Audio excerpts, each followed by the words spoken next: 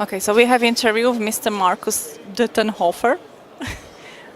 So my question is, could you tell us something about your work, about the topic projects? All right. Well, yeah, thanks very much. It's a great pleasure to be here in Bratislava. I've come here a number of times, and it's good to have the presidency here in the city of Brno. I think the event is really exciting. It's exciting to bring many people from research organizations as well as the innovative sector together. As for myself and our organization, I'm the head of CETEC, which is found in the city of Brno in the Czech Republic. We focus on high-end research in the areas of life science and material science.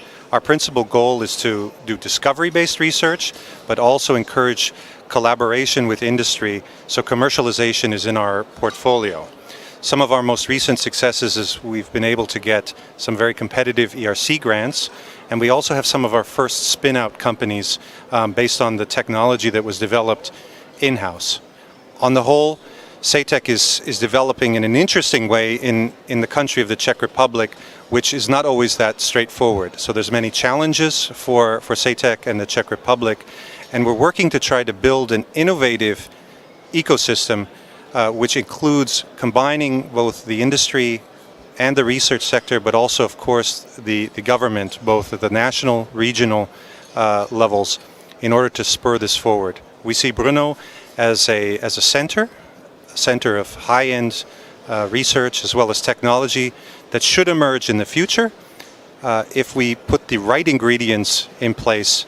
And for me, it's not just the equipment, it's also about developing the people and the know-how and connecting them properly, not just in Czech Republic, but throughout Europe and the world, that will allow us to go forward.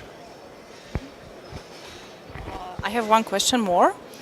Could you tell me something? What do you think about the way from science labs to the real life business, some products or some innovations? How do you see this?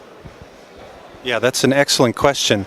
So for the most part in the academic labs, you have to understand that the atmosphere is such that it's not always seen as favorable to go into an industrial sector.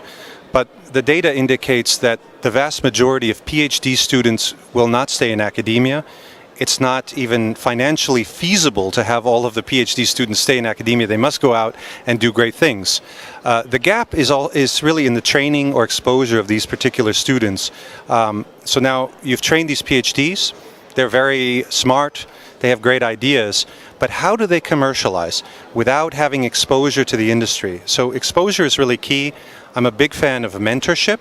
So individuals that have gone before you or that are more advanced, mentor young people so that they can start companies. But obviously there has to be a lot of a framework in place to support risk-taking.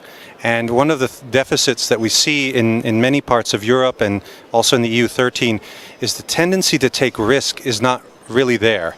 And so we have to encourage a stewardship of risk or management of risk that's reasonable so that these young people can actually develop industries that will employ many people.